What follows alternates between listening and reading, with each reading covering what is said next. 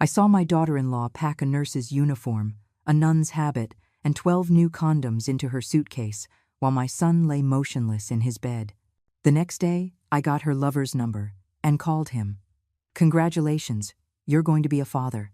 Tell my daughter-in-law she no longer has a home to come back to." I took all of her things to his house, and what his wife said left my blood cold.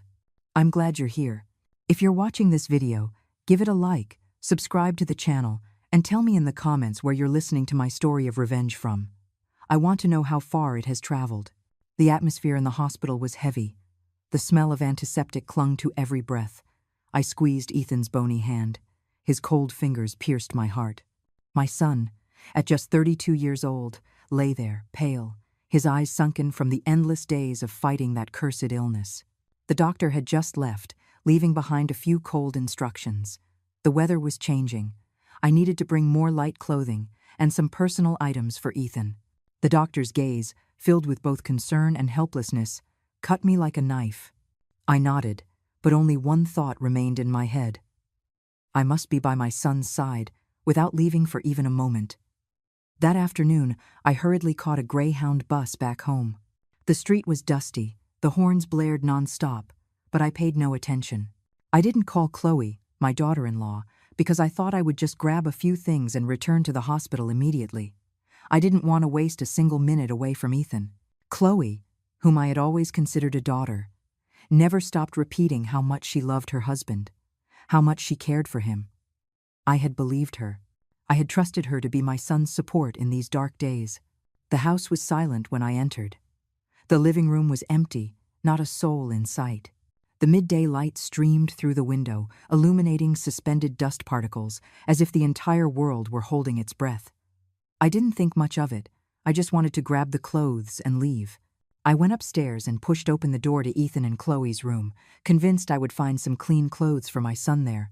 But as soon as I opened the door, I froze. In the middle of the floor, a large suitcase lay wide open. The clothes inside were perfectly folded, but they weren't the kind I had ever seen Chloe wear to work. The first thing that caught my eye was a white nurse's uniform, so pristine it was unsettling, next to a black nun's habit, strange and out of place for any occasion I could imagine. My heart began to beat faster. A dark premonition washed over me. I moved closer, and then I saw it. A new box of condoms, tucked into the side pocket of the suitcase. I stood there, my feet glued to the floor. The box of condoms, the costumes. What were they doing there? Yes, Chloe was a nurse, but she worked in a hospital, not in a stage play. I tried to find a logical explanation, but my heart was already screaming at me that something was wrong. Carefully, I lifted the top layer of clothes. Underneath were luxurious items I had never seen in Chloe's possession. A bottle of expensive perfume, still sealed, whose intense scent escaped as I touched it. A pair of red heels, the kind only worn by girls who want to show off.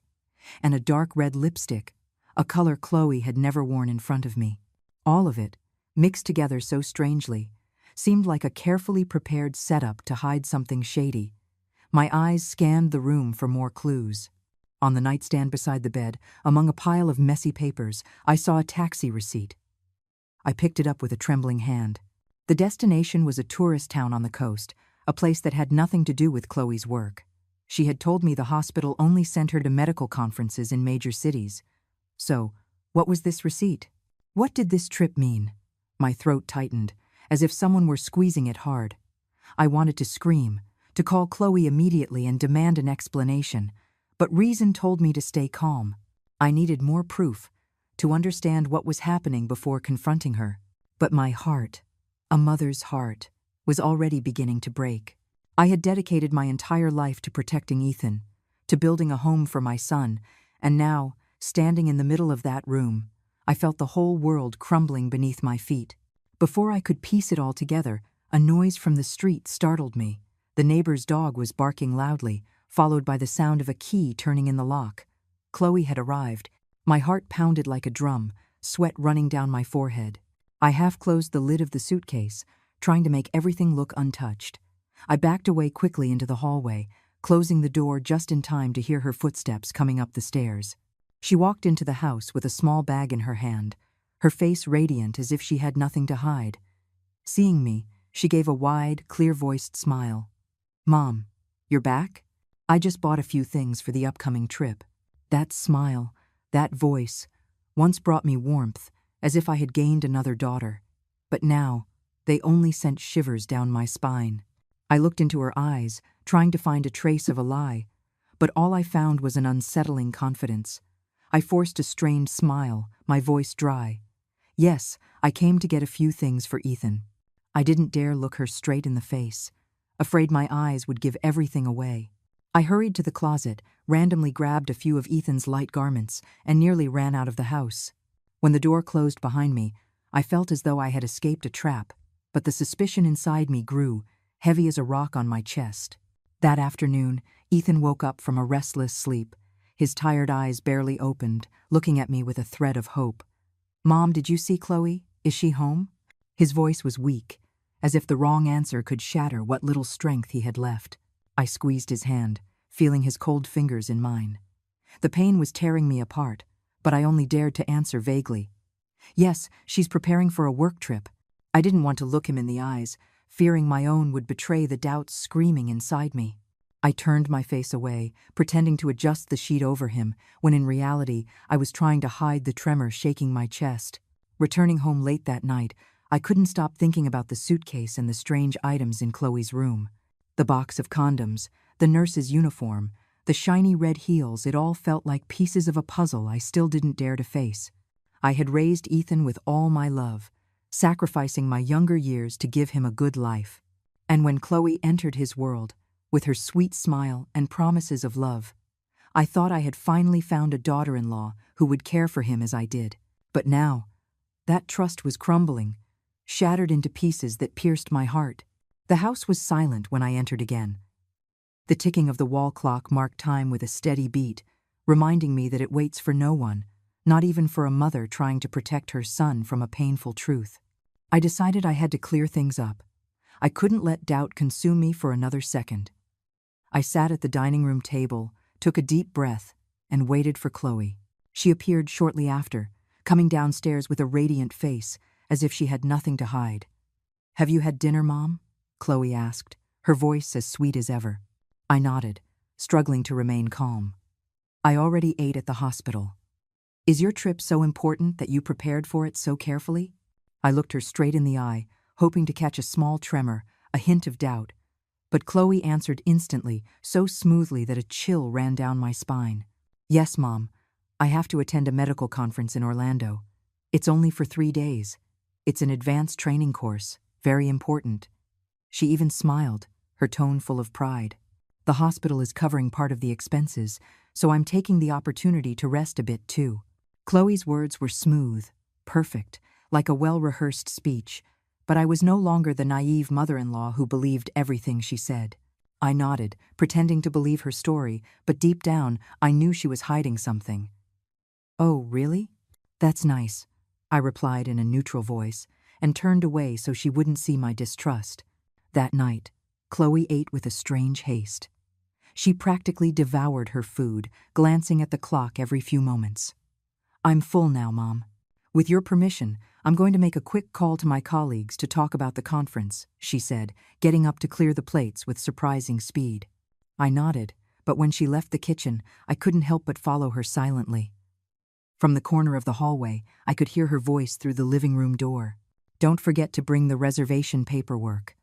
Don't leave it behind. I want everything to be perfect." Her soft laugh sounded light, but it cut like a knife. I couldn't hear more because my silhouette was reflected on the wooden floor. Chloe hung up immediately, turning with a forced smile. "Do you need something, Mom?" "No. I was just getting a glass of water," I replied, turning away, though I felt my heart being squeezed. "Reservation paperwork? What kind of medical conference requires reservation paperwork prepared by someone else?" I went back to the kitchen, my hands trembling as I poured the water, but my mind was fixed on one idea. Chloe was deceiving me.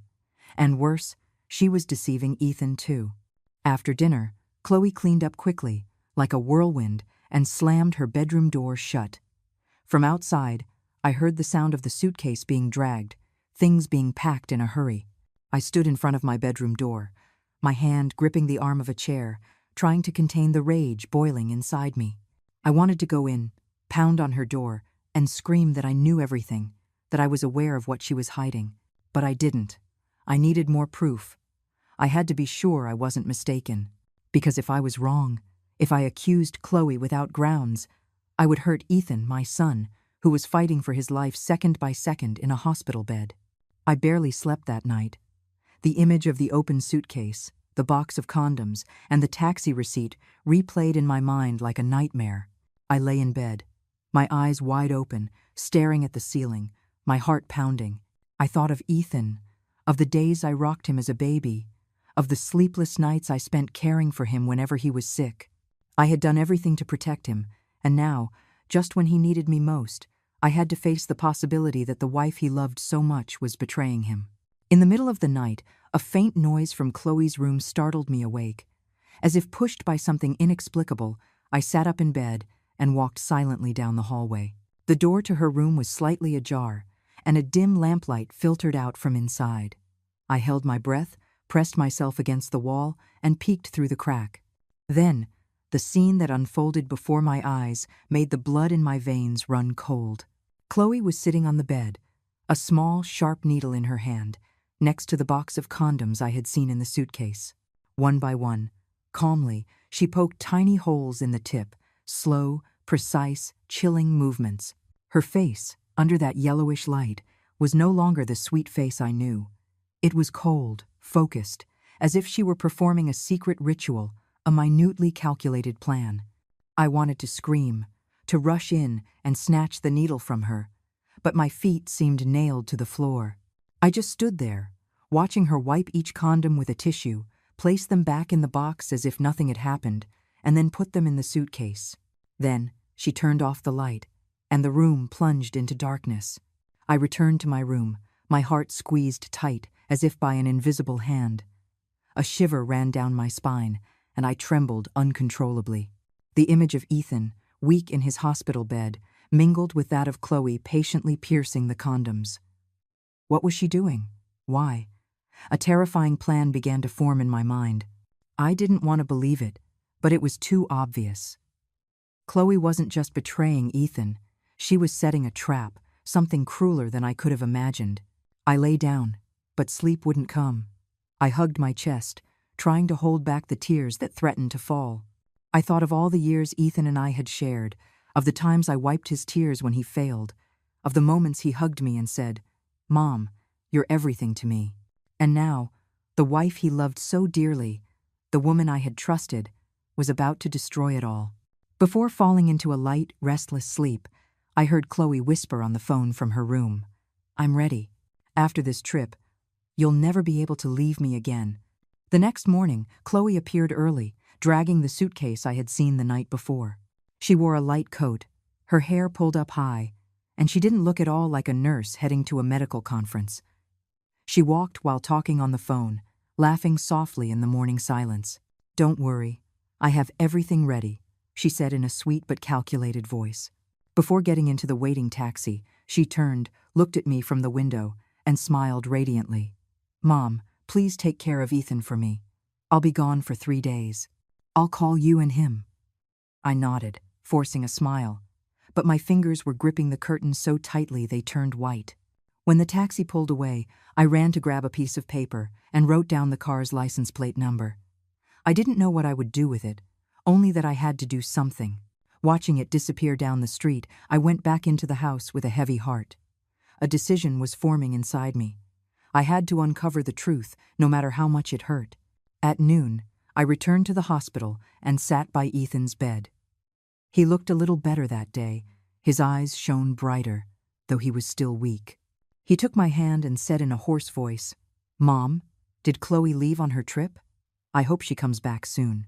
His naive words were like a knife in my heart. I wanted to scream everything at him. About the suitcase, the pierced condoms, Chloe's fake smile. But I couldn't. Seeing his pale face, I squeezed his hand and whispered, "Yes, she's already left. Rest now. I'm here with you." Inside, however, I felt like I was betraying him, keeping a terrible secret that was consuming me. I can't bear the thought of Ethan still trusting Chloe, still loving her, while she's plotting something that could destroy his life. I think of the years I've sacrificed, the sleepless nights caring for Ethan when he was little, the times I swallowed my tears to smile at him, just so he wouldn't worry. I've done everything for Ethan, and now I can't let the wife he trusts destroy him. I have to act. That afternoon, I went to see Mr. Sullivan, a retired private investigator my lifelong friend, Rosa, had recommended. His office was on the second floor of an old building where the smell of stale tobacco and coffee hung in the air. The room was small, with just a peeling wooden desk, an old armchair, and a few crooked family photos on the wall. Mr. Sullivan, with his weathered face and cold, penetrating eyes, sat across from me, listening in silence. I didn't hide anything from him, from the suitcase and the punctured condoms to the taxi receipt and Chloe's suspicious call. I handed him a piece of paper with the taxi's license plate number and another with the address of the hotel Chloe had left forgotten on the table. "I need to know the truth," I said, my voice trembling. "My son is in the hospital. He doesn't deserve this." Mr. Sullivan nodded, not saying much, just jotting down a few lines in his small notebook. "Rest assured," he said in a grave, even voice. "If she's not innocent, we'll soon find out." His words didn't comfort me, but they gave me a sliver of hope. I left the office feeling as though I had shed part of the burden, but the pain was still there, sharp, relentlessly reminding me of everything I could lose. The next morning, my phone vibrated. It was Mr. Sullivan. His voice was calm on the other end of the line. "I have the first photos. Chloe didn't go to the bus terminal for Orlando, as she claimed. She got out at a diner on the outskirts of the city and met a man. They had lunch together, very close." I gripped the phone, feeling my blood boil. "How close?" I asked. My voice choked. "Mr. Sullivan replied, ever serene. They sat very close, touched hands, and laughed as if they'd known each other for a long time. I overheard them talking about a decisive trip and how everything was going to change after this. Those words were like a punch to the gut. I sank into a chair, still holding the phone. Decisive trip. The phrase echoed in my head, conjuring the image of Chloe with a needle in her hand, a cold smile on her face as she whispered on the phone last night. I knew she was planning something, but hearing it confirmed by Mr. Sullivan was unbearable. "Did you see the man's face?" I asked, my voice broken. "It's not clear," he answered, "but I'll keep watching. What do you want me to do now?" "Keep following her," I said, my voice firmer than I imagined. "I need to know everything. I need proof." I hung up, feeling the entire world swaying beneath my feet. I thought of Ethan, of his smile when he talked about Chloe, of the way he would take my hand and tell me how lucky he was to have a wife like her. Every memory was now like a stab wound, cutting deep into my heart. I had trusted Chloe, I had seen her as a daughter, I had opened the door of my family to her. And what was she doing now? Betraying my son, betraying me, betraying everything we had built. That night, as I sat in the kitchen trying to eat a bowl of cold soup, my phone vibrated again. A message from Mr. Sullivan. I opened it and felt my heart stop. It was a photo, clearly showing the license plate of an old pickup truck. Below it, a short note. "Already have a lead on him." I stared at the photo, memorizing every number on the plate. This man, the one Chloe was laughing and talking with so familiarly, who was he? Did he know Ethan was confined to a bed, so weak he couldn't even sit up? Did he know that every day I prayed for my son's life while Chloe was plotting to destroy it? The next morning, Mr. Sullivan summoned me to a small corner cafe, where the aroma of roasted beans mixed with old songs on the radio. I arrived early. I sat at a secluded table, clutching a glass of water, trying to control my trembling. When Sullivan walked in, with his deliberate gait and his perpetually hardened face, a shiver ran down my spine. He said nothing. He simply placed a stack of photos in front of me and sat down. "Look at them," he said, his voice as heavy as stone. I took a deep breath. With shaking hands, I opened the packet. The first photo made my heart shrink. Chloe sitting in the old pickup truck, smiling radiantly next to a man. He, with messy hair and a wrinkled shirt, leaned toward her, his hand resting on her shoulder as if it were the most natural thing in the world. The next image took my breath away. Both of them were getting out of the vehicle, hand in hand, entering a cheap roadside motel with a faintly blinking neon sign. The last photo was the final blow. Chloe had her arms around his shoulders, while he whispered something in her ear, and the smile on her lips held a dark meaning.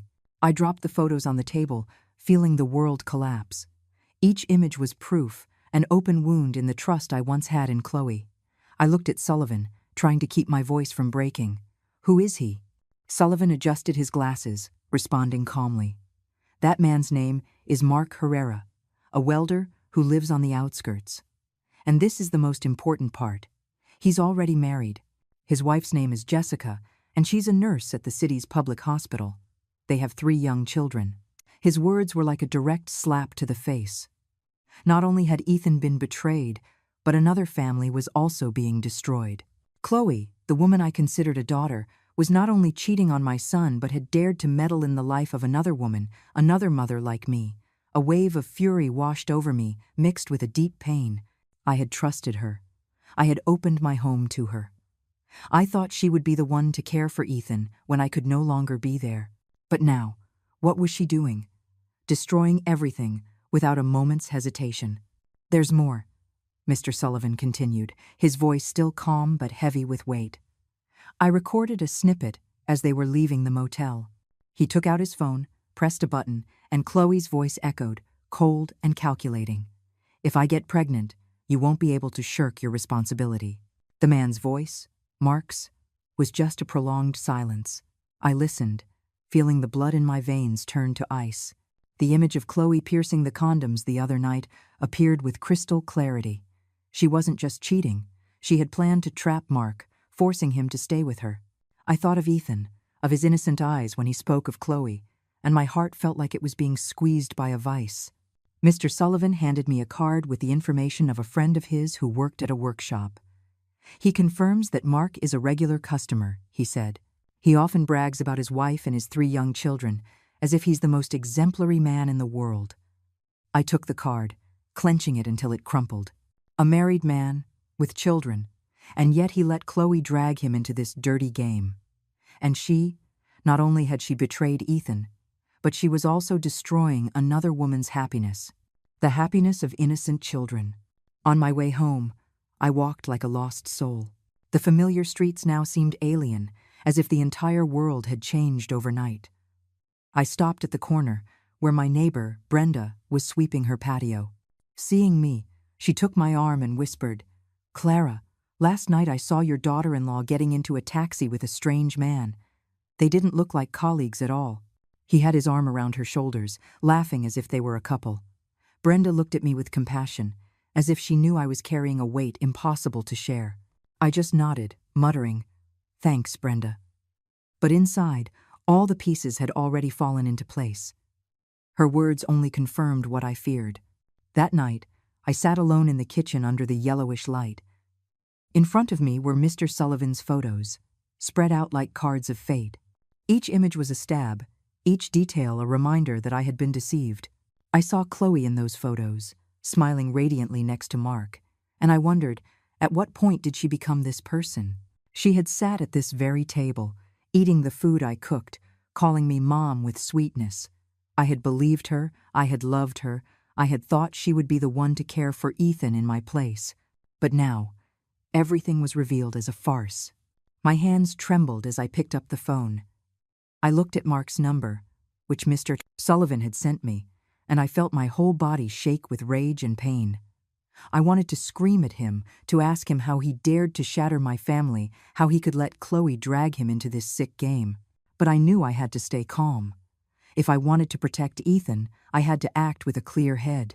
"It's time to end this charade," I told myself, with a firmness I didn't even recognize. I dialed Mark's number. The ringing sound was cold and tense, like a countdown to the moment the truth would be revealed. After a few seconds, a hoarse, sharp voice answered. "Hello?" I took a deep breath, trying to keep my voice as steady as possible. "Is this Mark Herrera?" On the other end of the line, there was a moment of silence. Then his voice sounded alert. Who's calling? I could clearly hear the buzz of a welding torch and the clang of metal in the background, as if he were in a repair shop. I didn't beat around the bush. I went straight to the point. I'm Chloe Ramirez's mother-in-law. I'm calling to congratulate you because you're about to be a father. Silence. The machine shut off abruptly, and I could feel the panic through the phone. Mark's voice trembled, full of awkwardness. I'm sorry, ma'am, what are you talking about? I emphasized each word with an icy tone. From now on, you can tell Chloe she no longer has a home to come back to. All of her belongings will soon be sent directly to you. This time, Mark's voice sounded genuinely scared. Wait. Was she already married? He spoke more softly, as if he had moved to a secluded corner. She told me she was single. I swear I didn't know anything. His words came out weak, loaded with excuses, but I no longer cared if they were true or not. I let out a cold, sharp laugh. You should explain that to your wife, Jessica. As for my son, he won't be deceived for another day. I hung up the phone, my heart pounding, but with a decision of iron in my chest. I wasn't going to let Chloe and Mark continue to hurt Ethan. I stood up, feeling my whole body tremble with rage and pain. I thought of Ethan, of his naive gaze when he talked about Chloe, of the way he would take my hand and say he was lucky to have a wife like her. Each memory was now an open, bleeding wound. I couldn't let her keep deceiving my son. I couldn't let her destroy this family anymore. Without hesitation, I began to pack Chloe's things. I opened her bedroom door, took out every piece of clothing, every pair of shoes, every cosmetic from the closet. Each object was a reminder of her deceit. The white nurse's uniform, the red heels, the expensive perfume. I threw everything into cardboard boxes without the slightest remorse. I moved like a machine, not allowing myself to stop, because if I did, I was afraid I would break down.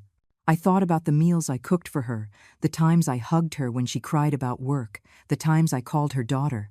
It was all a bitter joke now. Mr. Henderson, the kind neighbor, saw me hunched over in the yard and crossed the fence. Is something wrong, Clara? Why are you packing like this? He looked at the stacked boxes with concern in his eyes. I just shook my head, my voice tired. I'm just getting rid of some old things, Mr. Henderson. Could I borrow your pickup truck? He nodded, without asking any more questions, though his gaze told me he understood something wasn't right. Do you need help with anything else? He asked. I shook my head again, forcing a smile. Thank you, I can handle it myself.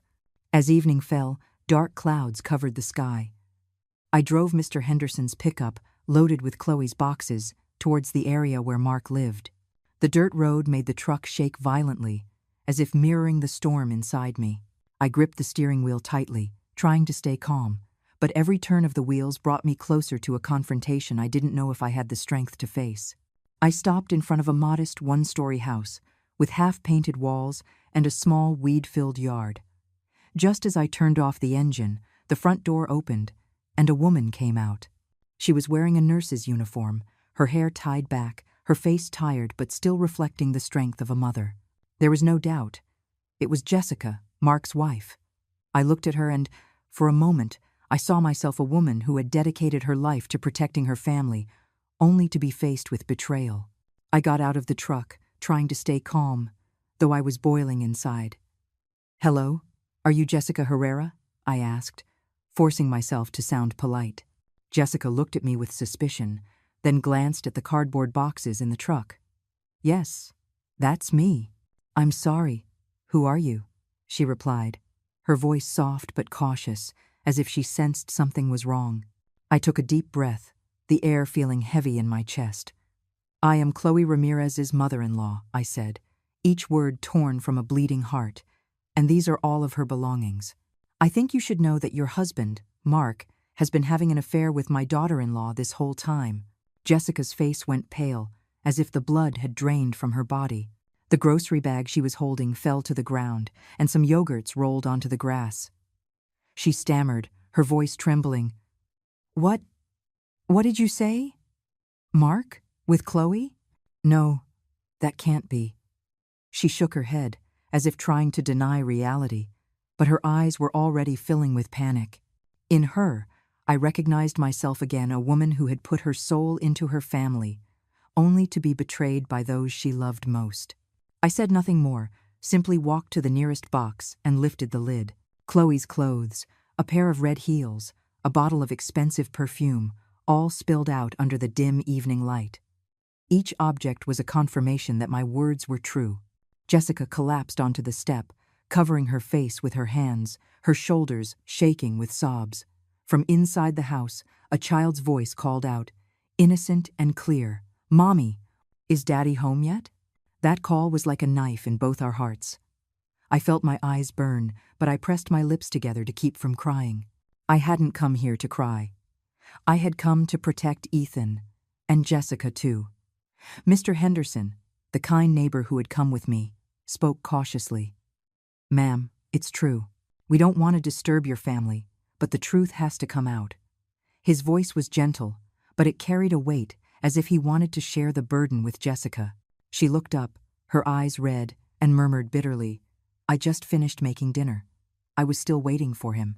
Her words broke, as if her whole world was collapsing in front of her. I moved closer and placed my hand on her shoulder, feeling her body tremble beneath my palm. "I'm a mother too," I said, my voice compassionate but firm, "and I have to protect my son.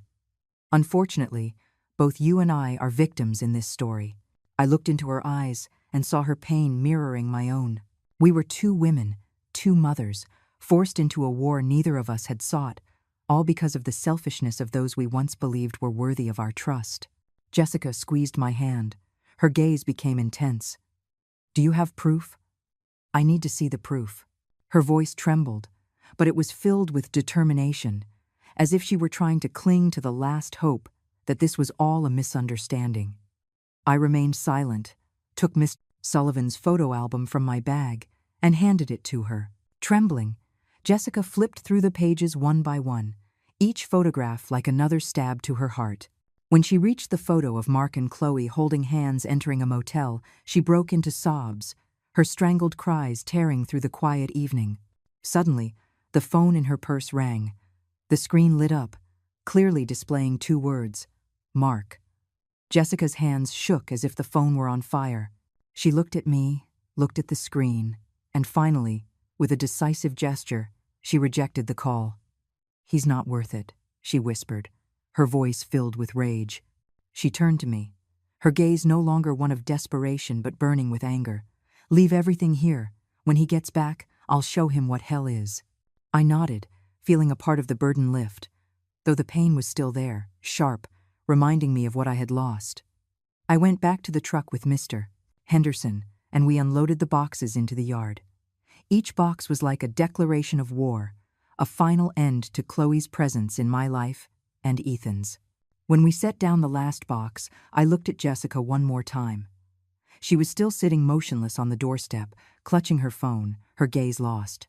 On the horizon, a bolt of lightning tore through the dark sky, and a clap of thunder announced the coming storm. That night, I sat by Ethan's hospital bed. The dim light of the night lamp illuminated my son's pale face. The beeping of the machines set a sad rhythm that reminded me of the days we fought together. Suddenly, my phone vibrated in my pocket, breaking the silence of the room. I looked at the screen, and my heart sank when I saw Chloe's name. I took a deep breath, containing the rage that was rising in my chest, and answered. Her voice came through, cheerful and confident, as if nothing had happened.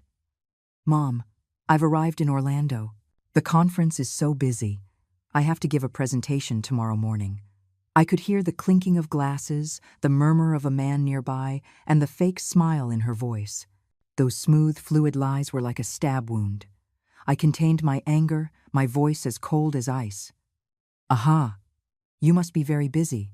So busy that you forgot your things in front of Mark Herrera's house."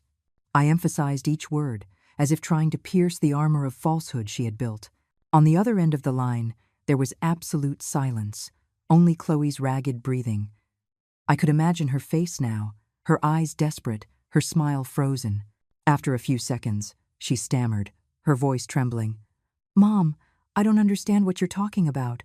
I didn't give her a chance to continue her act. "You and that welder have been exposed," I said clearly, my voice as firm as stone. "His wife, Jessica, already knows everything. Who do you think you can still fool?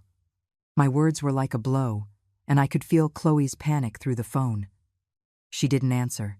All I could hear was her agitated breathing, as if she were trying to find an excuse and couldn't. At that moment, my phone vibrated again. It was a call from Jessica. I answered, and her voice came through, choked with rage and pain. "Mrs. Clark, give me that wretched woman's number. I need to talk to her." I didn't hesitate. I immediately connected the call so the two women could confront each other through those invisible waves. Chloe's voice erupted, shrill and desperate. "Sister, you're mistaken. Mark and I just have a working relationship." But Jessica didn't let her finish. She roared with such force that it drowned out the sound of the rain falling outside. "Enough with the lies. I have the proof right here in my hands. What kind of woman are you, to abandon your sick husband to go and steal another woman's husband?" Jessica's voice trembled with anger and pain. Every word was like a gash. I stood there, listening to that tense conversation, feeling my heart break in two. Chloe let out a sob and abruptly hung up, leaving a chilling silence. I sat by Ethan's bed, squeezing his hand, but I didn't dare tell him anything of what had just happened. Outside, the rain was relentless, as if the sky itself was crying for my pain. I thought of Ethan, of the days I had stood by him through so many difficulties, of the times I had wiped his tears and promised him everything would be all right. But now, I didn't know how to protect him from this truth. Should I tell him Chloe had betrayed him? That the wife he loved had planned to trap another man? I couldn't do it. Not when Ethan was so weak. But I also couldn't let her continue to deceive him. I barely slept that night. I stayed by Ethan's side, watching him sleep soundly, and I felt as though the entire world was falling apart. I thought of Jessica, of the fury in her eyes as she held Mr. Sullivan's photos. I thought of Chloe, with her fake smile and smooth lies. And I thought of myself, a mother who had spent her life building a home, only to see it crumble because of the betrayal of someone I treated like a daughter. The next morning, my neighbor, Brenda, came to the hospital to visit Ethan. She pulled me aside into a corner of the hallway and whispered in my ear, "Last night, I saw your daughter-in-law sitting on the porch of a strange house on the outskirts, completely soaked from the rain." Her words didn't surprise me. I knew Jessica had thrown her out of Mark's house and that she now had nowhere to go. But I felt no pity. She chose that path, and now she had to pay the price. That afternoon, I drove back home, my heart as heavy as the sky covered in dark clouds. A strange urge prompted me to take a detour to the outskirts, where Jessica and Mark's modest house was. I didn't want to see Chloe. I didn't want to face the daughter-in-law who had betrayed Ethan. But a part of me needed to witness it with my own eyes. I needed to know that the price of her lies was being paid. The bumpy dirt road led me to the outskirts, where simple houses were scattered among weed-filled yards. The rain began to fall. Heavy drops hit the windshield as if accompanying the storm inside me. When I stopped the car in front of Mark's house, the scene was exactly as Brenda had described. Chloe was huddled on the step, her hair tangled and her soaked clothes clinging to her body. The suitcase and cardboard boxes I left yesterday were strewn about in the rain. Some items, carried by the wind, were rolling in the muddy road. The house door was closed, showing no signs of life, except for the sharp cry of a child from within, mixed with Jessica's furious shouts. "I told you to get out. This is no place for people like you." Her voice was sharp, full of resentment, like a mother defending her home from an intruder. I stayed in the car, a few yards away, watching Chloe pound on the door, her voice hoarse, almost desperate. "Mark, open up! I need to talk to you. I have nowhere to go." Mark's voice came from inside, weak and cowardly. "Chloe, just go. I can't do anything." His words were like the final knife, cutting off all her hope. Jessica immediately silenced him, yelling, "Shut up. Leave this to me. Did you hear that, Chloe? He's already chosen this family. You were just a passing fling." Jessica's shouts echoed in the humid air, loud and relentless. I gripped the steering wheel tightly, my gaze fixed on Chloe. A gust of wind blew open the suitcase. Clothes, cosmetics, the red heels, everything flew out onto the muddy road. Chloe knelt clumsily, trying to gather each item, but the rain mixed with her tears made it all futile. She clutched a soaked garment, her hands trembling, as if trying to hold on to the remnants of a plan that had already collapsed. I remained in the car, my heart frozen. I felt no compassion for Chloe. She had chosen this path, to betray Ethan, to deceive me, and to shatter Jessica's family. But in that moment, seeing her huddled in the rain, I didn't feel victorious. I felt a deep pain, the pain of a mother who once loved her as a daughter, who believed she would be Ethan's support when I was no longer around. Every drop of rain reminded me that my trust had been betrayed, that the home I built for my son had been violated by someone I had come to call family. Some neighbors started to gather under their eaves, murmuring. "That's the girl from yesterday, isn't it?" one woman whispered. "What's she doing here?" another replied. I heard those words, but I didn't turn my head. I didn't need to hear anything more. I already knew the truth, and that truth hurt more than any whisper. Chloe continued to pound on the door, her voice growing weaker and hoarser. "Jessica, please, I don't want to destroy your family. Let me talk to Mark." But there was no answer, only the child's cries and the rain falling harder. After nearly an hour of knocking in vain, Chloe gave up. She slumped onto the step, covering her face as she sobbed, her tears mixing with the rain. The yellowish light of the street lamp came on, illuminating her broken figure, as if the whole world was witnessing the fall of a traitor. I sat there, watching her from a distance, with no intention of approaching. A part of me wanted to get out of the car, scream in her face, ask her how she could be so heartless to Ethan, to me, to Mark's own family. But I didn't. I knew this was the price she had to pay, and I didn't need to do anything more to punish her. Life had already done it for me. Night fell, and the rain intensified. I turned the car around and slowly left the outskirts. In the rearview mirror, I could still see Chloe's figure, small and miserable, huddled under the street lamp. I knew that sooner or later she would be back, and the only place she could think of was my house, just as I had imagined. That night, when I returned from the hospital, Chloe was curled up on the front steps. Her clothes were still soaked from the previous night's rain, her tangled hair stuck to her pale face, her suitcase and a few bags thrown to one side like the shattered pieces of a broken plan. I knew she would come here, that it was the only place she could think of, but that didn't soften me. Seeing me get out of the car, Chloe struggled to her feet, ran to hug my legs, and cried inconsolably. Mother, let me in the house! I know I was wrong!" "Please, give me a chance to take care of Ethan again." Her voice was hoarse, trembling, like that of an abandoned child. Tears streamed down her face, but to me, it was just another performance, an act I was tired of watching. I looked at Chloe coldly and pushed her hand off my legs. "My son doesn't need a wife like you," I said in a dry, emotionless tone. "If you want, the porch is still free." I opened the gate but stood in the doorway, blocking her from entering. Chloe knelt right there, clinging to my legs, pleading through sobs. "Mom, please, I have nowhere to go. I'll do anything to redeem myself." But I simply shook my head, turned my back, and went inside, slamming the door shut. Her cries echoed behind the wood throughout the night, but in my heart, there wasn't a single shred of compassion. I had loved Chloe. I had considered her a daughter. I thought she would be the one to care for Ethan in my place. But now, every one of her tears was just a reminder of the betrayal, of the daggers she had plunged into my heart and my son's. I lay in bed and stared at the ceiling, listening to Chloe cry on the porch. Each of her sobs struck my chest like a hammer, but not out of pity for her. I hurt for Ethan, for my son who was still in a hospital bed, naive, believing that the wife he loved was busy with work. I thought of the days of sacrifice, the sleepless nights caring for Ethan, the times I wiped his tears and promised him everything would be okay. Now I had to face a cruel truth.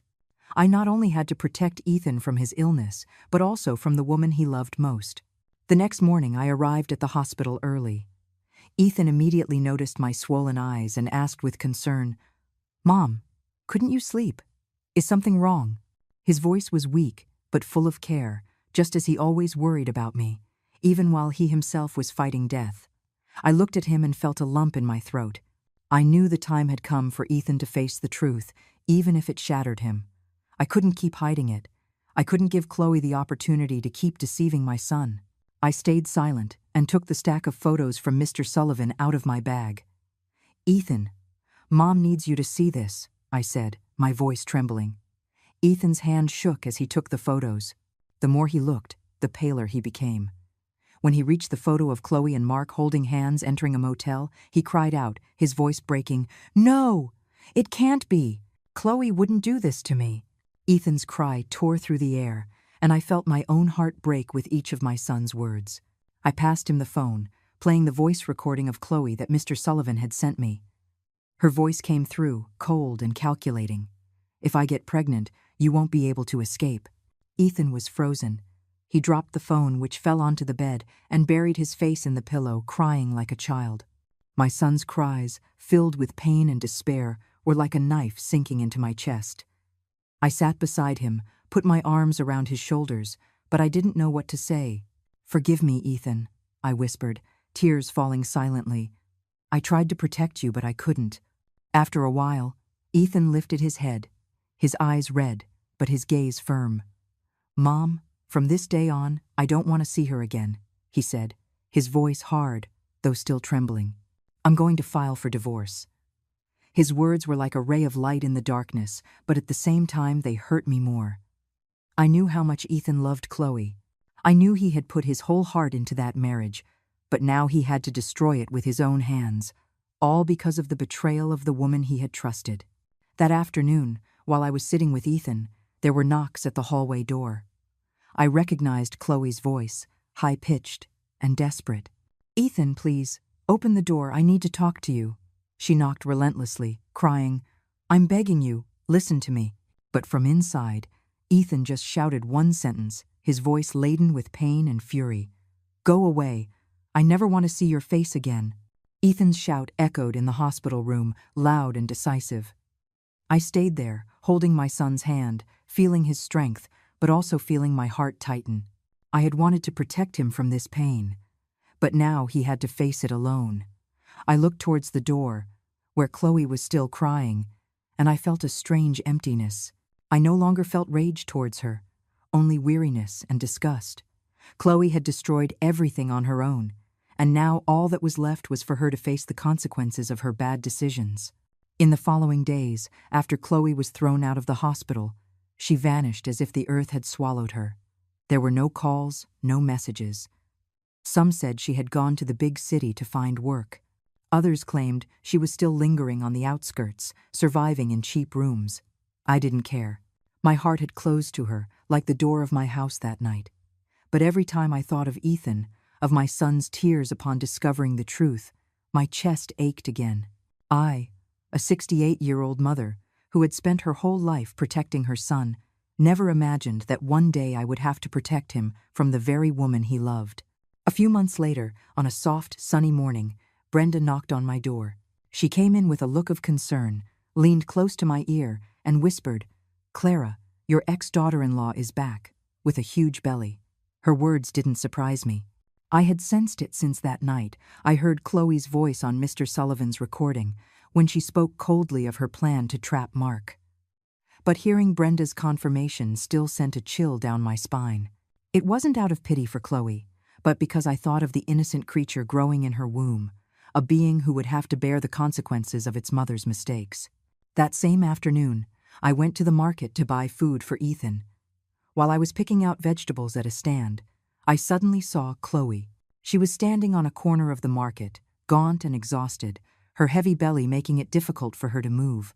Her clothes were old, mended all over, with no trace of the pretty daughter-in-law who once made me proud. Some vendors pointed behind her back, whispering among themselves, "That's the woman whose husband left her. They say she cheated and got pregnant by another man." I stood there, watching Chloe walk with her head down, avoiding the gazes. I didn't feel a shred of pity, just a strange emptiness. She chose that path, and now she was paying the price. I heard rumors that Mark had rejected the baby, saying it was a mistake. Jessica, his wife, upon discovering the truth, didn't hesitate to file for divorce, leaving Mark no chance to return. I thought of Jessica, of the firmness in her eyes when she confronted me that day, and I knew she would get through it, just as I was trying to protect Ethan. But Chloe, she had no one left, no family, No friends, not even a little dignity. Ethan, after days of being down, began to regain his strength. His illness was still there, but his spirits had improved. One morning, when I brought him his breakfast at the hospital, he looked at me and said in a firm voice, "Mom, I already signed the unilateral divorce papers. I don't want to be tied to her anymore." I nodded, took his hand, and felt the determination in his gaze. On the day of the hearing, Ethan didn't look at Chloe even once. She stood in a corner, her head bowed, unable to lift it. When the judge declared the marriage over, I saw Ethan's shoulders tremble, but he didn't cry. He just squeezed my hand tightly, as if to tell me he was ready to move on. It wasn't long before the news spread through the whole town like wildfire. Chloe had given birth to a baby girl in a room at a rundown apartment complex on the outskirts. The most shameless part, the thing that got everyone talking, was that on the birth certificate, she listed Ethan as the father. When that news reached my ears, I felt my blood boil. How dare she do that? Drag Ethan into her trap, even when it was all over. I immediately contacted our lawyer. Ethan, though still weak, demanded a DNA test without hesitation to prove his innocence. "I don't want my name tarnished," he said with contained rage. The result, as I expected, showed that the child was not Ethan's daughter. Mark, when summoned to court, publicly denied any responsibility. He declared that he wanted nothing to do with Chloe or with the child. Chloe, with a fatherless baby in her arms, became the laughingstock and the pity of the entire town. People looked at her with contempt, whispering behind her back whenever she appeared at the market or on the street. I sat in the kitchen, looking out the window, where the sunlight was fading over the familiar street. I closed my story, not with the joy of victory, but with a bitter serenity. You reap what you sow. Chloe paid for her wrong decisions, but that price wasn't just loneliness or shame. She will have to live the rest of her life with the shadow of the past, with the innocent child she dragged into the storm she herself created. As for Ethan, my son, although he lost a wife, he regained his peace and dignity. That night, I sat by Ethan's hospital bed, watching him sleep soundly. His hand was still holding mine, just as it did when he was a child having nightmares. Outside, the church bells rang, steady and serene, announcing that a new day had begun. I looked at Ethan, and my heart felt lighter than ever. The storm had passed, and though it left scars, I knew that we, my son and I, would move forward, stronger than ever. I have gone through all these trials with a mother's heart, and now, looking back, I just want to leave a message. In family life, trust and sincerity are irreplaceable foundations. When we give our whole heart to a relationship, betrayal not only destroys happiness, but also leaves wounds that are difficult for everyone to heal. But it is precisely from those ruins that I understood that no pain is useless. It teaches us to be stronger, to distinguish the true from the false, and to value the enduring nature of family bonds. Let us live with honesty. Let us not turn love into deceit, because in the end, you will reap what you sow, and only kindness has the strength to carry us through life's storms. The story you have just heard has had names and places changed to protect the identity of the people involved. We do not tell it to judge, but in the hope that someone will listen and stop to reflect. How many mothers are suffering in silence in their own homes? I truly wonder, if you were in my place, what would you do? Would you choose to remain silent to keep the peace? Or would you dare to face it all to reclaim your voice? I want to know your opinion, because every story can become a candle that lights the way for another. God always blesses, and I am convinced that courage will lead us to better days. Right now, on the end screen, I will leave 2 of the channel's most beloved stories. I am sure they will surprise you. Thank you for staying with me until this moment.